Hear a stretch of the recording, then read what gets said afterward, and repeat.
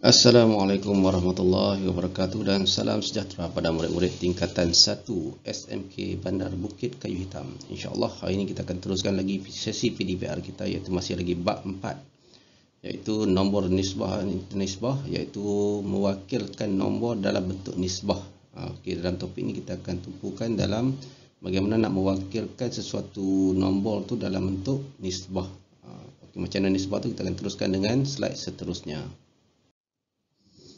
Okey, baik, kita akan rujuk di muka surat 76 bab 4 dan juga topik dia adalah 4.1 adalah nisbah. Okey, dan kita akan bagi sini iaitu yang kita akan mempelajari iaitu standard pelajaran kita, iaitu mewakilkan hubungan antara tiga kuantiti dalam bentuk A, B dan C. A nisbah B nisbah C, A kepada B kepada C. Benda ni kamu dah mungkin pelajari di sekolah rendah di dalam mewakilkan hubungan dua kuantiti kan, nisbah. Tapi hari ini kita akan lebih pada satu lagi kuantiti. Okey, dia kata bagaimana anda mewakilkan hubungan antara tiga kuantiti. Okey, macam mana contoh dari sini kita tengok. Contoh dalam buku teks kamu di muka surat 76 tu, dia kata nisbah digunakan, tengok ya. Okey, nisbah digunakan untuk membandingkan dua kuantiti. Dua kuantiti yang sama jenis dan diukur dalam unit yang sama. Dua kuantiti yang sama jenis diukur dalam unit yang sama. Okey, misalnya di sini 500 gram. Ni dalam berat 500 gram ni berat. 9 kilo ni pun berat juga. 500 gram kepada 9 kg boleh diwakilkan dengan nisbah 500 gram titik bertindih ni 9 kg sama dengan 5 kilo nisbah 9 kilo lah. Nisbah 5 kilo kepada 9 kilo lah. Cuma dalam topik ni kita kena susun dulu. Tadi gram kan. Okey, gram. Jadi kita ubah gram ni jadi kilogram. Jadi kita samakan kedua-dua belah, kiri dan kanan tadi. Jadi kita susun bagi dalam unit yang sama. Lepas tu kita buat apa? Tulis dalam bentuk nombor tanpa unit lah. Kita hilangkan unit ni. Kita tulis nombor 5 dan juga kita tulis nombor 9 sahaja, tanpa menulis dia punya unit yang ada tadi. Jadi nisbah A kepada B ditulis sebagai A nisbah B lah. Dia kena titik bertindih A nisbah titik bertindih B. Ni maksud dia, A kepada B. A kepada B lah. Jadi sini 5 kepada 9 lah. Ini untuk dia punya secara teori asas untuk kita faham apa itu nisbah. Kita nak wakilkan dia, wakilkan nilai itu dalam bentuk yang kita tak mau tulis dia punya unit, kita nak tulis nombor saja. Tapi macam mana? Ni kita guna kaedah nisbah. Okey, kita masih lagi dalam muka surat 76. Topik yang sama juga, target kita pun yang sama juga, dan juga kita nak tengok gambar yang dia bagi tu. Sini dia bagi gambarnya 7 cm darab dengan 5 cm, yang kedua 14 cm darab dengan 10 cm, yang ketiga ialah 21 cm darab dengan 15. Okey, nak tulis nisbah ni macam mana ni? Nisbah gambar ketiga ni. Dia tak sama besar, tapi nisbah dia macam mana? Kita boleh tulis macam ni lah. Kita anggap di sini A, sini B, sini gambar ketiga C. Okey, jadi kita ambil dari sini A ni dalam bentuk cm lah. Di sini cm, di sini pun cm, cm lah, semua cm. Okey, jadi senang kalau semua cm. Jadi kita ambil salah satu. Contoh kita nak ambil dia punya panjang. Okey, panjang kita ambil lah 7 titik bertindih. Okey, titik bertindih 7 cm, tulis balik lah. Titik bertindih 14 cm, titik bertindih 21 cm. Okey nah. Okey, ni maksud dia ni. Susun dalam unit yang sama dulu. Di sini tak ada masalah lah, semua cm. Jadi kita buat apa pula seterusnya? Kita tulis tanpa ada apa? Ada unit. Tulis 14, tulis 20, 21 lah. Okey, kita tulis dalam bentuk nombor tanpa unit. Jadi ni lah nisbah dia. Nisbah gambar ni adalah 7 nisbah 14 nisbah 21, ataupun kita boleh guna lebar dia. Ni panjang, kita boleh lebar dah. Lebar dia ada 5 nisbah titik bertindih 10 nisbah 15. Okey, ini maksud dia lah. Jadi kita boleh pilih nak ambil panjang ataupun lebar yang untuk dinisbahkan. Okey, kita tengok kepada masih lagi 76 ni, kita tengok untuk latih diri 4.11a. Di mana soalan yang pertama dia nak kita apa? Wakilkan hubungan tiga kuantiti lah berikut dalam bentuk A nisbah B nisbah C lah. Jadi dia bagi soalan yang pertama 2 minggu kepada 16 hari. Okey, step pertama kita nak buat apa? Step pertama kita kena susun dalam unit yang sama. Okey, jadi susun unit sama kita di sini macam mana? 2 minggu di sini. Okey, di sini 16 hari. Di sini minggu. Jadi kita nak buat macam mana? Okey, jadi nak mudah cerita di sini, kalau untuk tukar pada minggu semua, jadi 16 hari ni susah untuk ditukar kepada minggu. Dia akan dapat perpuluhan. Jadi kita cuba ubah semua dalam bentuk hari dah. Jadi 2 minggu berapa hari? 2 minggu tu ada 14 hari. Okey lah. Jadi nisbah di situ okey. 16 hari. Susun lah, kita susun balik. Nisbah 1 minggu berapa? 7 hari. Okey, kita tulis dalam bentuk dia punya unit sekali. Dalam unit yang sama. Okey, seterusnya kita nak buat apa? Kita tulis pula dia punya tanpa unit. Ni. Okey, tulis dalam bentuk nombor tanpa unit. 14 nisbah 16 nisbah 7. Ni. Dalam bentuk nisbah. Jadi di sini kita tengok 14, 16 dan 7. Tidak ada sifar yang boleh dipermudahkan lagi menjadi kecil dia. Jadi kita kekalkan dengan nilai inilah 14 nisbah 16 nisbah 7. Okey, kalau kita tengok ada sifar 2 tak boleh jugalah. Sifar 3 tu sebab dia ada nombor 7 ni. Nombor 7 ni adalah nombor perdana. Dia hanya boleh dengan nombor dia sendiri saja. Okey, jadi di sini kita tulis lah. Dia punya jawapan dia adalah 14 nisbah 16 nisbah 7. Okey, ini untuk soalan A lah. Okey, jadi untuk soalan B kita tengok pula. Masih lagi 76 lah, muka sama. Okey, soalan B. Soalan B di sini dia tunjuk kat kita di sini iaitu nilai dia kilogram. Kilogram. Yang ni gram. Yang ni kilogram. Okey, jadi nak mudah kerja kita di sini, kita tukar semua dalam bentuk gram supaya tidak ada perpuluhan. Jadi untuk kilogram ke gram kita kena buat apa? Kita kena darab 1000 gram lah. Jadi 0.1 kilo darab dengan 1000 kita akan dapat 0.1 kita darab dengan 1000 kita akan dapat nilai dia adalah 100 gram lah. Dan di sini 100 gram. Ikut arahan yang pertama tu. Susun dalam unit yang sama. Okey, susun dalam unit yang sama. Okey, 100 gram. Nisbah okey 50 gram, tak payah ubah tu. Nisbah 0.25. Okey, 0.25 darab dengan 1000. Kita akan dapat 250 gram. Okey, step yang seterusnya kita buat apa?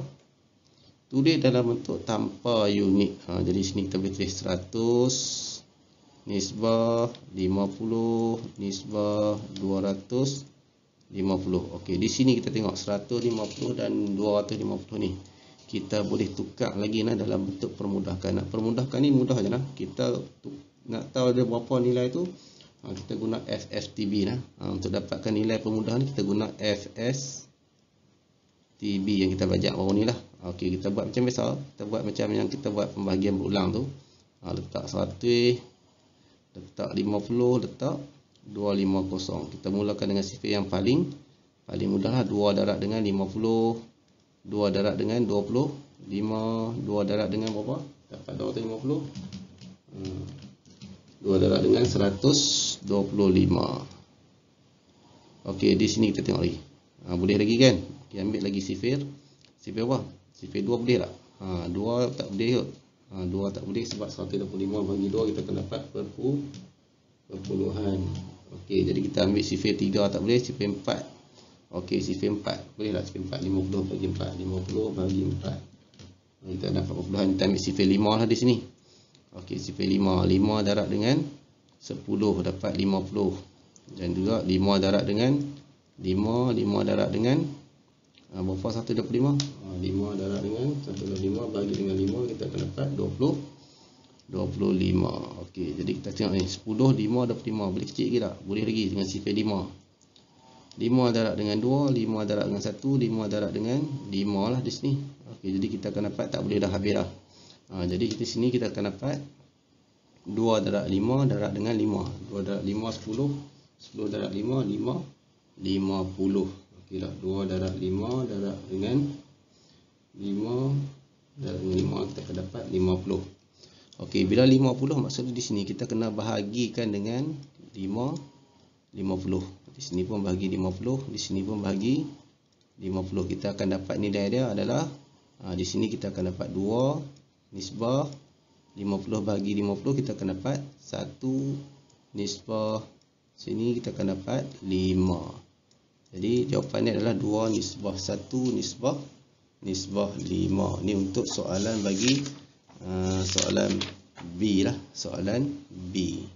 Kalau kita tak pasti, kita tengok balik jawapan yang ada dalam buku teks. Di situ kita ada untuk kamu punya ni lah soalan tu. Okey, jadi itu untuk soalan B.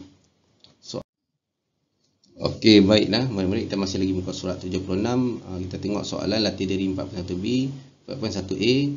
Itu soalan C lah. Di sini dia bagi minit, dia bagi kita iaitu minit, saat dan juga jam. Okey, minit, saat dan jam. Jadi di sini 4 minit, di sini saat, dan di sini adalah jam. Okey, jadi kita nak tukar macam mana di sini? Kita tengok 120 saat ni dia tukar pada minit, boleh tak? Tenang dengan genap. Jadi bolehlah kita bahagi dengan 60, kita akan dapat 2 minit lah. Satu minit 60 saat. Jadi kita akan tukar pada minit, bagi 60 kita akan dapat 2 minit. Jadi di sini kita susun, ikut soalan tu kita susun lah dalam unit yang sama, iaitu 4 minit nisbah 2 minit tadi lah. Kita tukar tadi 120 saat jadi 2 minit. 2 minit. Jam ni tu kita tukar 1.6 jam darab 60, kita akan dapat 96 minit.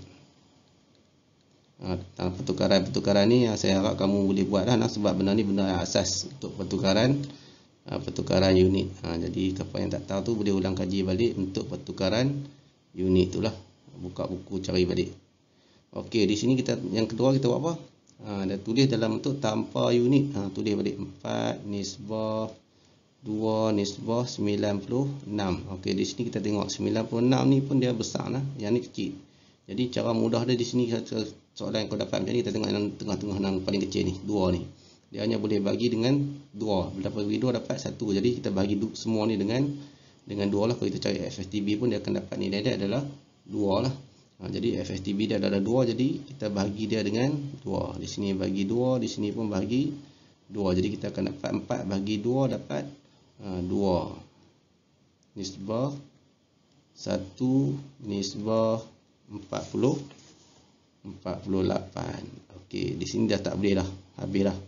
Tak boleh kecil dah depan ni. Okey, jadi jawapannya adalah inilah 2 nisbah 1 nisbah 48 ni untuk soalan C. Okey, baik murid-murid lah, kita tengok untuk muka surat pasal 76. Okey, kita tengok soalan D lah. Dia bagi 3.15 lah, 3.15 meter. 3.1/5 meter dia bagi dalam meter.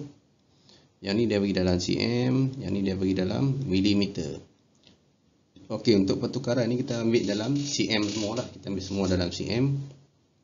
Okey, jadi kita ubah 3.15 meter ni ubah dalam cm, kita akan dapat 320 cm. Tengok step yang pertama dia kata apa? Tulis dalam unit yang sama. Jadi kita tulis unit yang sama lah. Nisbah, jangan lupa titik tindih. Tulis 480 cm nisbah 640 cm lah. Dia tukar tu akan jadi dapat 640 lah. Okey, dan seterusnya kita buat apa yang seterusnya? Kita tulis dalam tanpa unit. 320 nisbah 480 nisbah 640. Dan untuk di sini kita tengok nilai ni adalah paling besar lah. Kita nak kecilkan dia boleh pemudahkan. Pemudahkan kita tengok FSTB dah. FSTB dah sini adalah 160. Jadi untuk 160 kita bahagikan dengan 160 lah. Okey, bahagi 160. Di sini pun bagi 160. Di sini pun bagi 160. Okey, jadi kita akan dapat nilainya di sini adalah 320 bahagi dengan 160, kita akan dapat di sini 2. Ini nisbah. Okey, 2 nisbah 3. Nisbah di sini adalah 4. Okey, maka jawapan dia adalah 2 nisbah 3 nisbah 4 untuk soalan D. Okey, kita tengok soalan yang terakhir di sini. Soalan yang terakhir masih lagi soalan yang latih diri itu. Soalan nombor 2 dalam bentuk ayat.